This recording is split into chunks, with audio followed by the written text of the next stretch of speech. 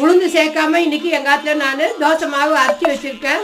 பச்சரிசி, அவுள், வெந்தயம், தேங்காய் இது எல்லாத்தையும் போட்டு நான் மொத்தமாக தோசைக்கு நல்லா கொஞ்சம் நர நரன்னு அரைச்சி வச்சுருக்கேன். பாருங்கள், இப்போ நான் தோசை குத்த பாரு வீடியோ